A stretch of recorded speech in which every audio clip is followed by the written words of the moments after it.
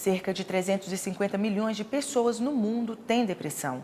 E cada vez mais cresce o número de homens que sofrem com esse transtorno. Só em 2016, mais de 75 mil pessoas foram afastadas do trabalho por causa desta doença, que atualmente é a que mais tira anos de vida saudável do brasileiro.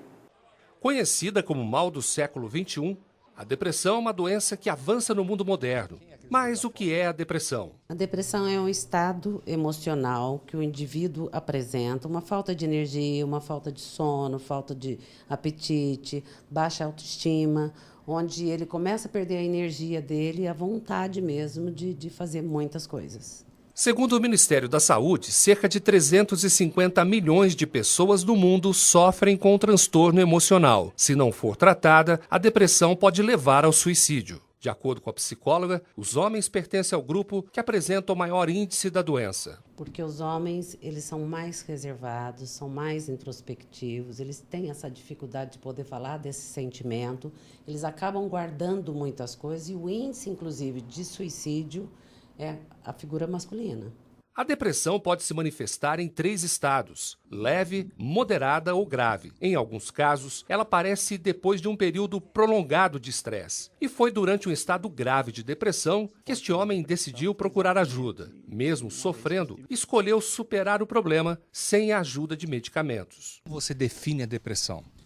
É algo muito triste na vida das pessoas. Só sabe o que é depressão quem teve. Quem não teve depressão não sabe o que é. Muitas pessoas têm medo de ficar dependentes de medicação. Não são todos os medicamentos que causam dependência química, propriamente dita.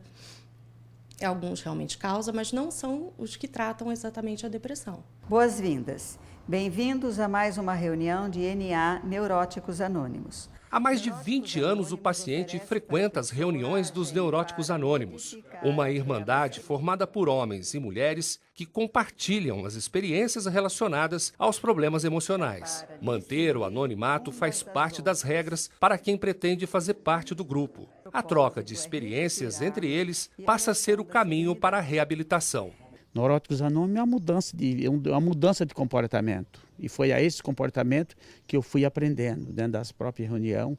E hoje eu posso ficar triste, depressivo nunca. Essa mulher foi diagnosticada com depressão ainda jovem. Lutou contra a doença por muito tempo. Aos 40 anos, conheceu as reuniões dos Neuróticos Anônimos e conseguiu deixar os remédios. Mesmo com algumas recaídas leves de depressão, ela se sente bem melhor. Olha, o grupo de Neuróticos Anônimos, para mim, eu digo que eu tenho uma vida antes e depois de Neuróticos Anônimos.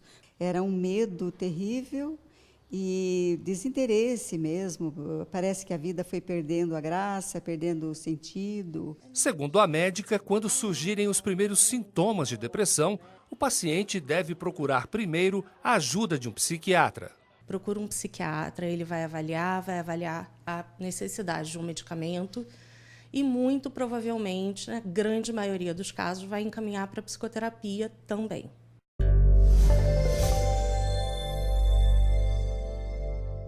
Fique agora com outras notícias da nossa região no Plantão da Redação. Pesquisa realizada pela Secretaria de Administração Penitenciária mostra que 7 em cada 10 detentas dos presídios do Vale do Paraíba cumprem penas por tráfico de drogas. 1.500 ocupam os 3 presídios da região e 880 delas respondem por esse crime. A mulher também ocupa cargos de menor remuneração no tráfico. O preço da cesta básica subiu 0,80% em fevereiro no Vale do Paraíba. Dos 32 produtos pesquisados em 4 cidades da região, 12 sofreram aumento de preço e 20 redução. O levantamento foi feito pelo Núcleo de Pesquisas Econômico-Sociais da Universidade de Taubaté. Eu sou J. Washington e este é o Repórter Setorial. O uso de celular no trabalho ainda é uma polêmica. Enquanto umas empresas proíbem os funcionários de manusear o aparelho durante o expediente, outras dependem dele para o bom andamento das atividades. Nesta lanchonete, usar o celular durante o período de trabalho é proibido. O motivo é simples. O dono do negócio não quer que a atenção ao cliente seja dividida com o smartphone. Usar o celular aqui só é permitido em casos de emergência ou depois do expediente. Você acha certo isso? Eu acho, porque tira a atenção, né, concentração dos serviços e acaba não exercendo a função direito. Celular dentro da empresa, então? Não pode. Se não é celular, é para depois. Ao contrário das empresas que proíbem o uso do celular, nessa agência de publicidade, o aparelho é peça fundamental, é ferramenta de trabalho. Você usa bastante o celular aqui, Ricardo? Uso bastante. Quanto tempo, mais ou menos? Aproximadamente 4 horas e meia. E durante esse tempo, você fala com quem? 90% do tempo com os meus clientes. Prestando atendimento? 100% do tempo prestando atendimento. Se cortar o celular aqui, como é que fica? Fico perdido, porque o nosso atendimento, na maior parte das vezes, as informações são todas coletadas pelo WhatsApp.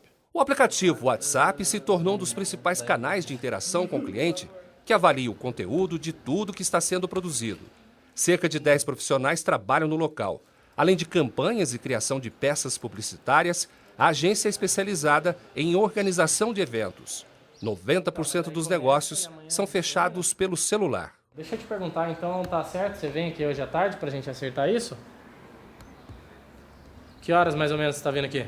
Então, a nossa preocupação sempre é a rede social, né? Porque às vezes Facebook, Twitter, essas outras redes sociais que vêm com o tempo, acaba tomando muito tempo dos nossos funcionários. Mas é o bom senso que vai prevalecer nesse momento. Pesquisa feita nos Estados Unidos revela que mais da metade dos empregadores americanos acredita que o smartphone é o maior vilão da produtividade. 2 de cada 3 trabalhadores disseram que utilizam várias vezes ao dia o celular, mesmo enquanto trabalham.